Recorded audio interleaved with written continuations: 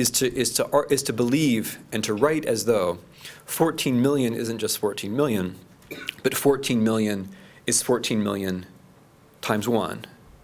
14 million is 14 million times 1, where that 1 isn't just a generic unit passing from life to death over and over again, but where that 1 is a distinct individual, a distinct, unique individual, and that is our subject, that history is about life and not death. It's about individual life in the end, and that's why individual death matters, and that's why collective death matters. In other words, what we have are these big numbers, and these numbers, of course, contain Jews and Poles and Ukrainians and Lithuanians and Belarusians and other people.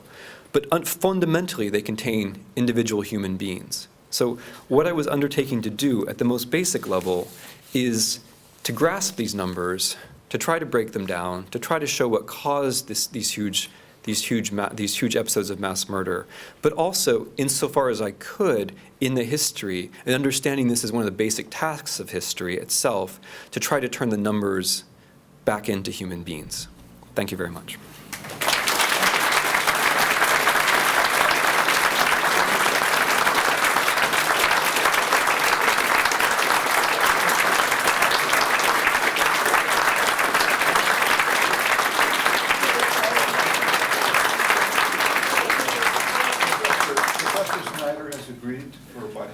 To answer questions. I'll keep an eye on the time.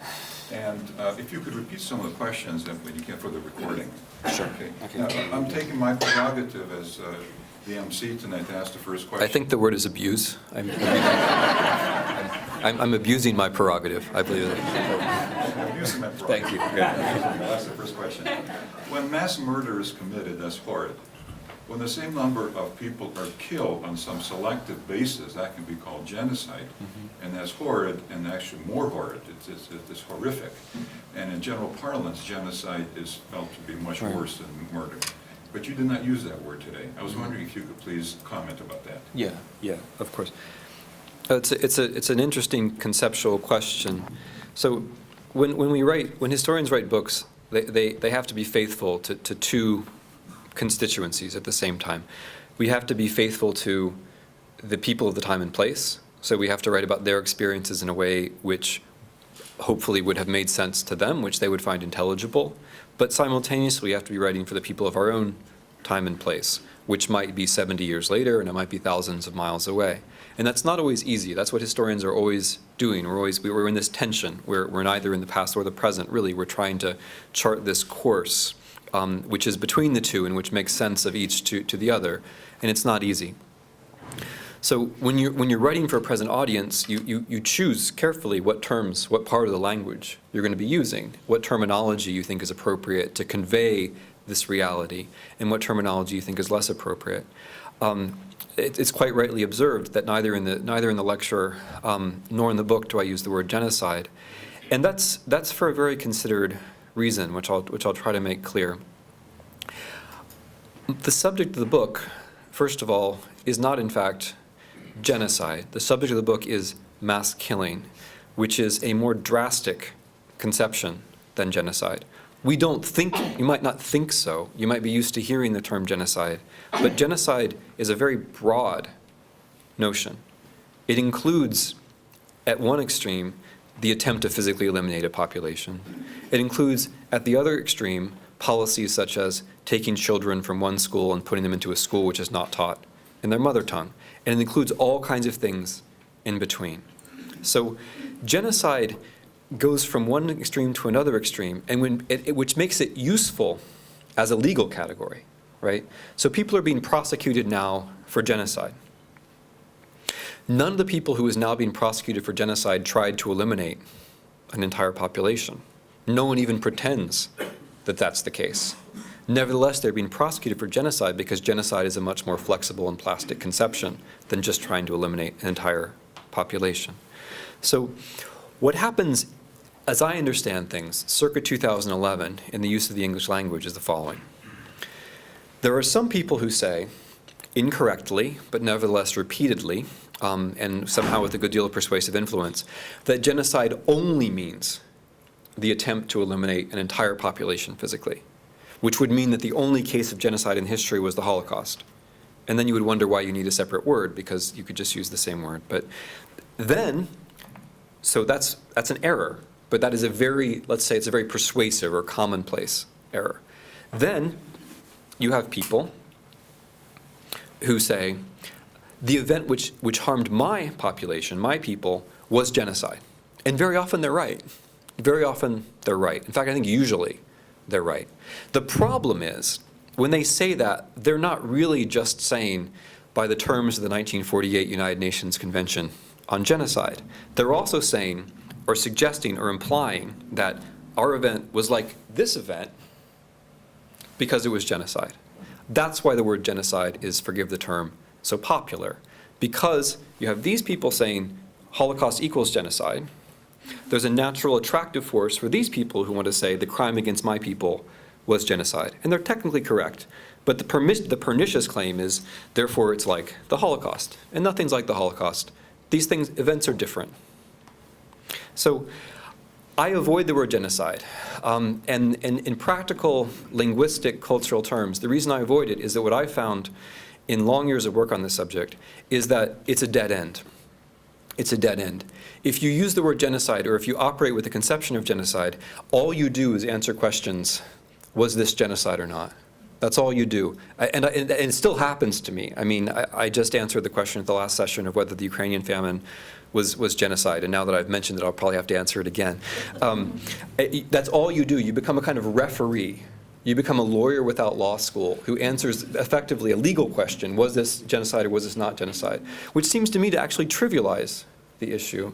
The things that concern me in this book are deliberate political mass murder, which seems to me to be a subject which demands attention in and of itself. So I don't use the word genocide because it doesn't describe adequately my phenomenon, which is political mass murder. And I also don't use it because what I've found in my own experience is that it forces historians back defensively into a position of being a kind of legal referee, arbitrating against two positions where arguments are being made both incorrectly and in bad faith.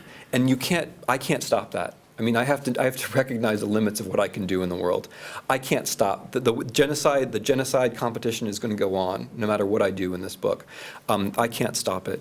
So I try to use a set of terms which is faithful to the past, because political mass murder, mass killing is what actually happened, and a set of terms which won't be confusing in the present. I think genocide is confusing in the present. So I write a whole, some of you will know, I write a whole afterword in the book about why I do and do not use the word genocide. And I say there what I think about whether things are genocidal or not. But that's not really my subject. I'm trying very hard to make it not my subject. Okay, here comes the question of whether it was genocide. Yes? Okay, I'm going to go from right to left. Just, yes, please. Your distinction between your history and that of other national histories made me think that there are fiction writers who've written about the interaction between the regimes and the institutions and murdering people in this area. And I'm thinking only of Vasily Grossman. Yeah. Do you think that's true of him, that his work advances historical understanding? And can you identify any other such authors? Yeah.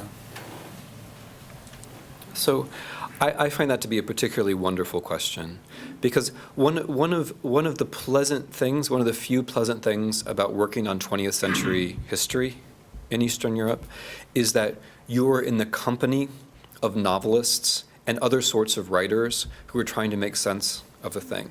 And some of them were very gifted writers, and some of them were writers whose own experiences, as you know, Grossman is probably the best example, whose own experiences touched upon the very subjects that you're trying to understand. So in answer to the fundamental part of your question, absolutely yes. I think novels are very important for us, not directly as historical sources, right? I mean, I would never cite Grossman on what it was like to be in a German concentration camp. But because novelists often notice things or make connections which then turn out to be, so to speak, attractive to the historical evidence, right? They notice something, and then you realize, aha, if I looked at the sources with that in mind, I would see a lot more of that. And without that kind of inspiration, for lack of a better word, your own interpretations become more impoverished. Now, in my book, Grossman is in fact the key example. Grossman is, I don't know if you've read the book or not. Oh, it's an innocent question. Okay, it's an amazingly on-target innocent question, because Grossman is throughout the book, I use about half a dozen writers, but Grossman is the key one, partly because he experienced so much. People very close to him were touched by Soviet terror. He observed the famine in Soviet Ukraine himself. He was then, as I'm sure you know all this, but he was a war correspondent. He saw Stalingrad, and he observed the Holocaust progressively from, as the Red Army moved back to the West, he observed the signs of the Holocaust by shooting, where his mother was killed by the Germans, and then he observed the Holocaust by gas and wrote a long article about Treblinka, which remains incredible reading to this day. And then, on top of all of that, he wrote these two impossible novels, right? Life and Faith and Everything Flows, to use the proper title. It's been reissued by New York Review Books last year as Everything Flows, in a really wonderful new translation. He wrote these two impossible novels, basically. Impossible. He has impossible thoughts, and it was impossible that they could possibly be published in the Soviet Union, but he wrote them anyway. And he put together the Soviets and the Germans in a way which, in the minds of people, in the experiences of people, and in the conversations of people. And I think, not uniquely, but preeminently, Grossman made those sorts of things thinkable. He recalled certain kinds of experiences, and he made certain kinds of thoughts thinkable. And in that sense, he was extremely important. There are other writers who are important in this book. Arthur Koestler, who I mentioned, is one of them. But Grossman was, for me, the novelist who probably enabled the most. Yeah. Yes, sir? Period of time from 30 to 40, was there a time there where the United States, Britain, or France could have diplomatically stopped some of the killing? Yeah, it's such an interesting question, and such a natural one. Could they have? They would have had to have been very different governments than they were at the time.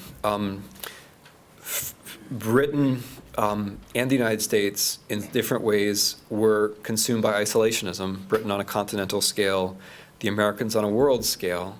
France was very much concerned with Germany, but France's efforts were not surprisingly centered around trying to build up some kind of defensive coalition which could possibly resist German aggression when it came.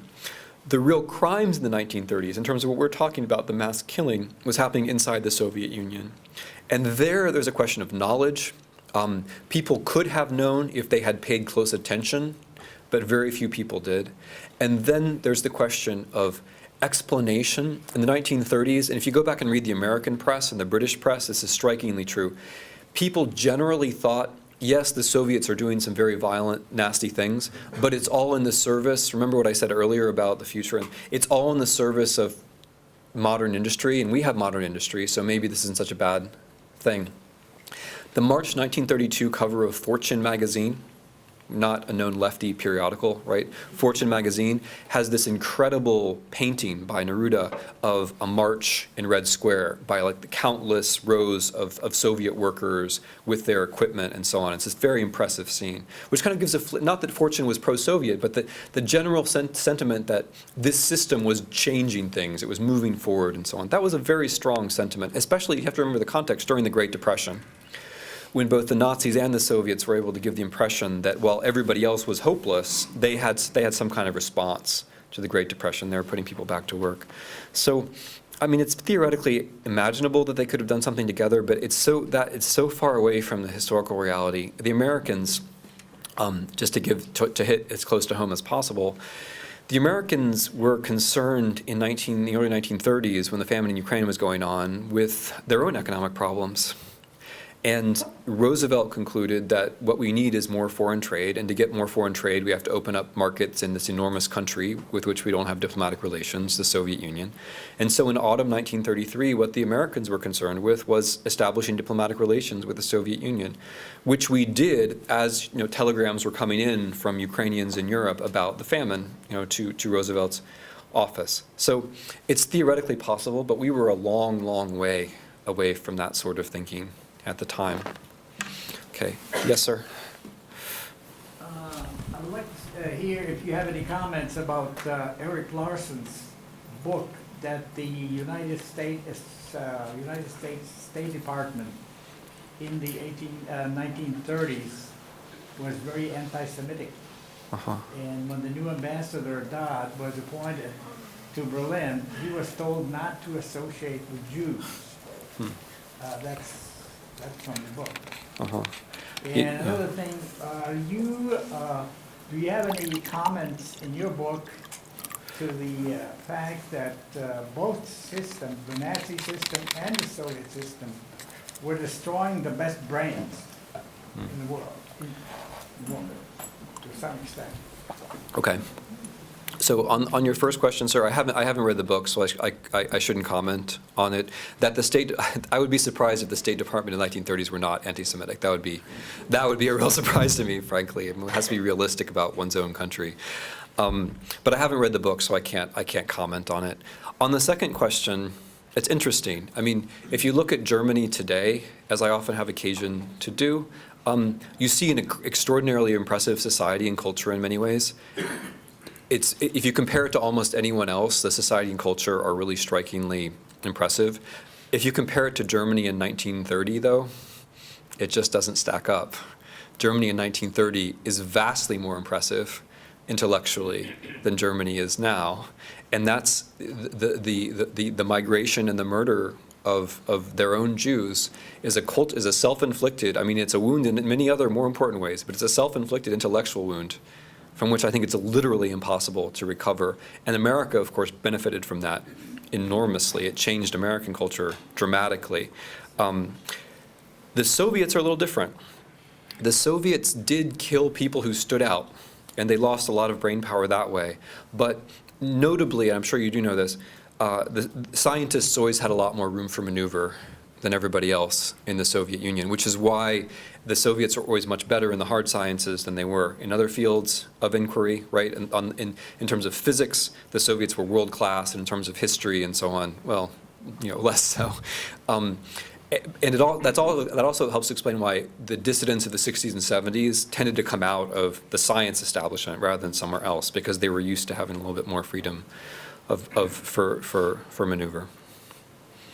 Okay, the gentleman in the back, the red shirt. To what extent were the Germans dependent on Soviet oil and wheat during the period 1939 to when they made the Soviet Union?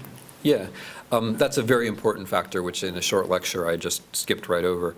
The Soviets were the main supplier. I mean, the Molotov-Ribbentrop Pact solved Germany's economic problems, are some of the fundamental ones for the foreseeable future. It solved the problem of being being not self-sufficient in food, and solved the problem of not being self-sufficient in fossil fuels, which Germany wasn't either. The Soviets obliged themselves to deliver enough food and enough oil to keep Germany on a war footing. So during the Battle of Britain, the fuel in the tanks of the German planes, many important cases, was coming from the Soviet Union. During the invasion of the Low Countries in France, Germany was being fed by grain from Soviet Ukraine. So why, you might ask, would Germany invade the Soviet Union in that situation? And the answer is, Hitler thought, eventually the Soviets are going to betray us. We have to betray them first. And more fundamentally, the only way to reliably have the grain and the oil is to make it ours. Is to control it. So invading in 1941 is not as illogical as it was fairly illogical, but it's not quite as illogical as it seems at first glance, because their thought was, in 9 weeks it's going to be ours. It's going to be ours, we're not even going to have to pay for it. It's just going to be ours. But yes, you make a very important point about the nature of, I call it an alliance, but the nature of the Soviet-German relationship at that time. We tend to overlook economic factors, but the Soviets were a very important ally, or if you prefer partner, in 39, 40, and 41, because as Germany was making war in the West, they were being supplied from the East. It's not just they didn't have to worry about the Red Army attacking them, which is a very, very important factor if you're going to attack France, but that they were being supplied all the time, very reliably. The Soviets were always very careful to make deliveries on schedule or even ahead of schedule during this time. Yes, ma'am, in the front. You've done a brilliant job of reconceptualizing this very difficult period. Can you talk a little bit about your genesis as an historian and the context in which your research occurred? Was there like an aha moment where you thought, yes, we've been looking at it wrong, or was it a longer process? I'm going to try to be very brief about that, because obviously it's a thought process which went on for a very long time. had many twists and turns. But I think I was born in a very privileged moment as far as becoming an East European historian, because I was going through university in 1987, 88, 89, 90, 91, which means that I was there for late perestroika, for the revolutions of '89, for Baltic independence, for the end of the Soviet Union. So Europe was changing, and I was already interested in Europe.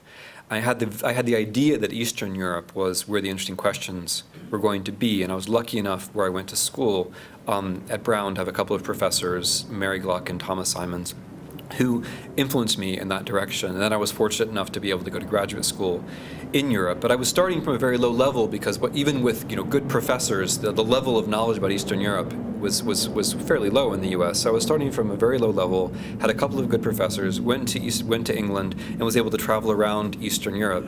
So I became an East European historian, and I was very happy that I did so. And I was pleased with my choice. I mean, you make choices when you're young, and very, very rarely are you pleased with them later. But I was pleased with this choice. I thought I was right that these are the interesting questions. But as I lived in Eastern Europe, I began to see that certain preoccupations, or certain natural preoccupations of mine that preceded 1989, really involved Eastern Europe to a greater extent than I understood. So, in probably the same vague cultural way that everybody else growing up in the U.S. in the 1980s did, I understood that there was Stalinist terror. I mean, it's interesting, like this whole business of no one knows about Stalinism. It's interesting because people have forgotten, I think. In the 80s, people still did know about Stalinism. It's changed in the meantime. And of course, now we have a whole generation of young people who don't know anything about it. So I knew about that, and I also knew about the Holocaust. I didn't know much about the Germans in the East, but I knew about the Holocaust, or I knew a little bit about it. And as I became an East European historian, one of the things I came to understand as I was writing books was that these two events, which didn't have a firm geography in my own mind, as I think they didn't in many people's minds, actually had a geography, and that geography was the part of the world that I'd chosen to study. And so I began to feel at a certain moment that an East European historian could write a book which was about both the Germans and the Soviets. And then at a certain later point, I began to think an East European historian must write such a book. And then I undertook it seriously. But I couldn't have done it without this generational luck, basically, and I couldn't have done it without the luxury that followed that of spending lots of time in Eastern Europe and having the place become real to me. But then once I saw that all the other things that I was working on, and I did work on a number of other subjects before this one, in some sense were incomplete without what I tried to define in this lecture as the central subject, then I felt like I had to, that someone had to, and I did it. Yes, sir? What discovery from your research surprised you the most?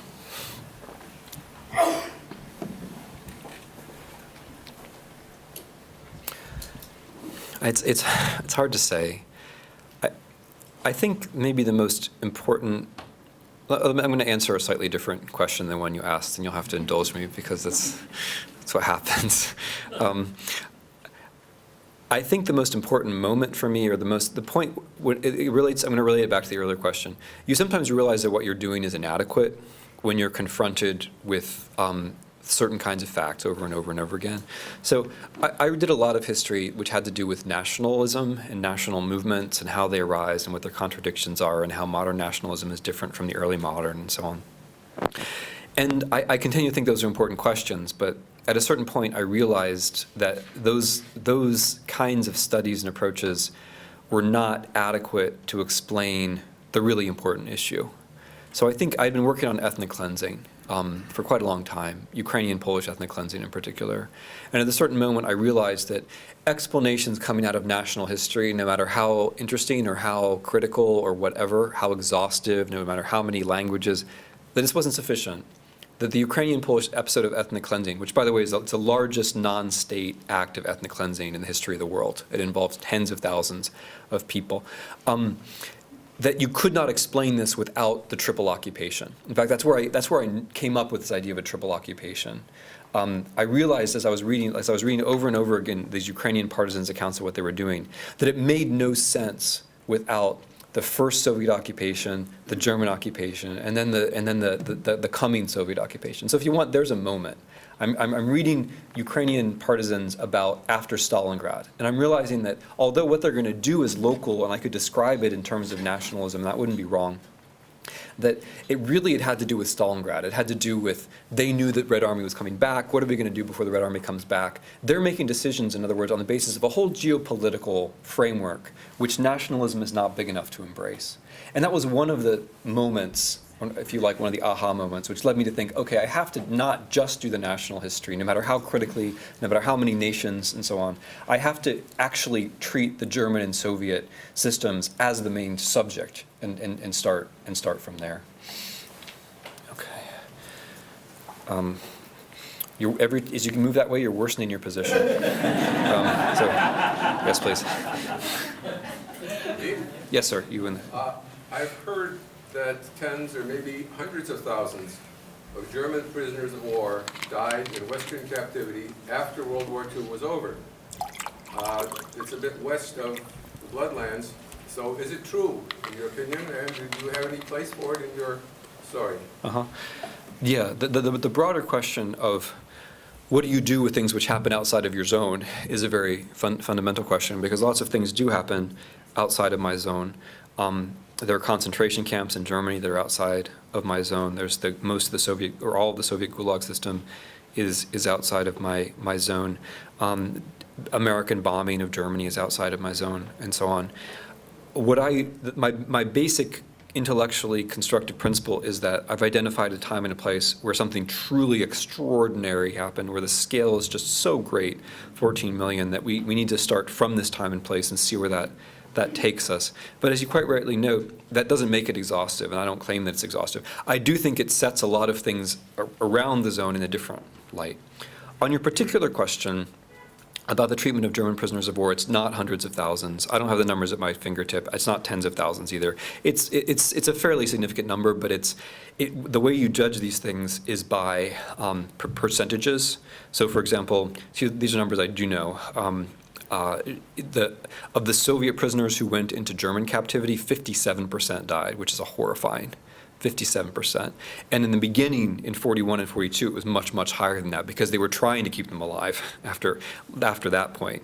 And of the Germans who went into Soviet captivity, it was something like 17%, which is also an extremely high number, by the way. That's in historical terms, that's a really, really high number, and it bespeaks all kinds of deliberate killing. It bespeaks sending the German prisoners to some of the worst parts of the Gulag, and so on and so forth. Germans, however, taken prisoner by the Americans and the British, were, so to speak, pleased that they were not taken prisoner by the Soviets, and although the conditions were often quite harsh, it was not something on the kind of scale of the events that I'm writing about. Professor, 2 more questions. Okay. Yes, sir. Pages 190 and 195 of your book refer to the Holocaust in Lithuania. Mm-hmm. And among the sources you cited were Arad and McQueen. Uh-huh. Now, both of these historians had very close ties with OSI. And in fact, were expert witnesses in immigration trials of alleged Nazi war criminals. How credible are their conclusions and their use in your book? Yeah. So, no, it's an important question, and the issue of collaboration with the shooting of Jews in 1941 is always going to be a painful one and a difficult one. But the issue with Arad and with McQueen is not who they are. The issue is how they argue and what sources do they themselves rely upon. And although there might be some within a range dispute about who the most important Lithuanians were and how many Lithuanians took part, that there were quite a few. If you look at the German primary sources, is pretty hard to dispute. What we really need for this case, and maybe there's somebody here who's going to write this, as well as for the Ukrainian case for the summer of 1941, we need someone, and it can't be me, we need someone who knows German and Lithuanian, who takes a look at all of the primary sources in Lithuanian and German and writes an unapologetic book about what happened in 1941, in the summer of 1941. In the Ukrainian case, people are actually starting to do this. We can't do it only on the German sources because the Germans are very bad at explaining the motives of collaborators. Only the collaborators themselves can do that. And we can't do it on the basis only of the victims because victims are also bad at understanding collaboration. What we do have to do, though, is realize that here we have a serious issue which involves thousands, or actually, if you include not just Lithuanians, but everyone from Lithuania southward, tens of thousands of people. It's a serious historical issue, and that we have to get to the bottom of it. We're not there yet. This is one of the issues in Bloodlands which I think needs more historical work. Some of these things are more mature than others. But it's not one that we can wish away by saying this or that source is unreliable. It's one we have to take seriously. Yes, ma'am. I find it very touching and very commendable that you've been able to focus on the fact that these 14 million people are 14 million individual human beings. I'm wondering, have you felt that there's anything to be gained, or have you been able to similarly focus on the fact that these perpetrators were also Yes. individual human beings? Yeah. Did you read the book? I'm on page whatever. Okay. All right. No, I ask it because, like the very first question, it's such a good question that I feel like you must have cheated, and it turns out that you haven't. No, I do think that. I think that it's not. I think we make them. The victims are very important for me, and they're very important for my book, and they're the subject of the book, and they're the source of the significance of the book. But the conclusion, which is called humanity, doesn't just mean the humanity of the victims. It means the humanity, and I'm very explicit about this, of the collaborators and of the perpetrators. Because if we don't understand the collaborators and the perpetrators as human beings, wait, don't read. I'm giving it to you now. Oh, okay. If we don't understand the collaborators and the perpetrators as human beings, we haven't understood what happened, right? If we just say, okay, I identify with victims, and therefore I'm a good person, then we've understood nothing, right? And there's a historical issue here. There's also a moral issue, which is that it is, I mean, for those of us who are not in fact victims, it is too easy to say, I have solidarity with the victims, right? That's very, who doesn't, right? It's a very, we should, but that doesn't help us understand, and it overstates our own moral capacities a little bit, because if we think, I identify with the victims, therefore I've done what I need to do, then we haven't. What you have to do is understand the perpetrators, because the moral danger is not becoming a victim. That's it's a horrible thing factually, but it's not a horrible thing morally. The horrible thing morally is taking part in some way or another. In order to prevent ourselves from doing that, we have to recognize that the perpetrators and the collaborators were also human beings. Now, that's the position I take in the conclusion. I develop it at some length. It's not a very popular position, as you can imagine, but I think it's consistent with everything else that I argue, and I think it's something which we as historians and we as people who want to understand the time and place have to keep in. We can't just say perpetrators not human. In fact, when we say perpetrators not human or not sufficiently human, we're taking a step towards the very positions that we think we're criticizing, rather than taking a step away from them. I think I was instructed that was the last question. Okay, thank you.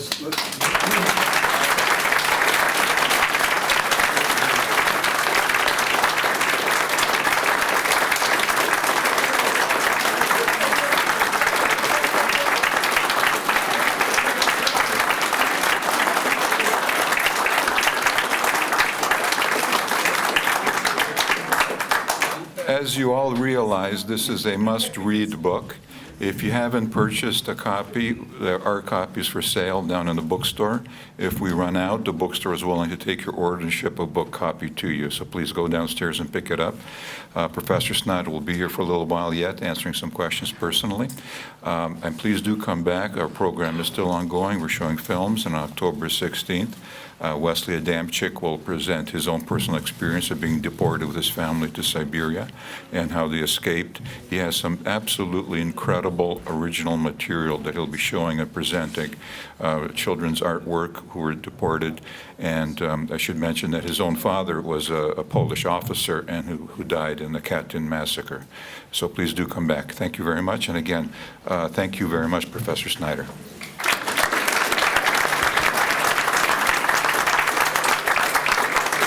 Folks, a wonderful program, If you want, Snyder is very happy to autograph your books, those who have books here. And if we run out of books, please let us know. We'll send you a book. Also online, we've got a lot of our back articles. So we'd love to have you. Thanks for coming. Yeah, okay, thank you. That's very Good kind. driver. I'm reassured. The same trip. To Jonas. Sure. And can you date it as well? Today's date, September 25th.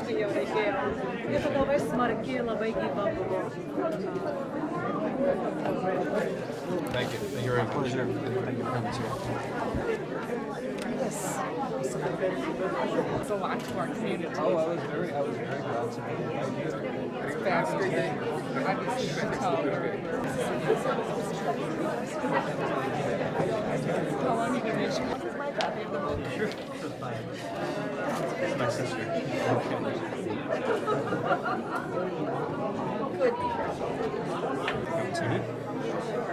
Professor Snyder, I think that was absolutely a wonderful presentation, and I just questioned, did you have that woman set up and ask questions? That probably was the most. Of course. Really looking forward to it.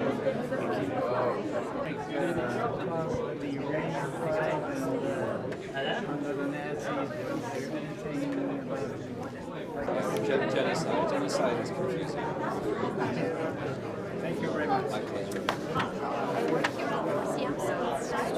Very happy that you came to I'm very glad that I came too.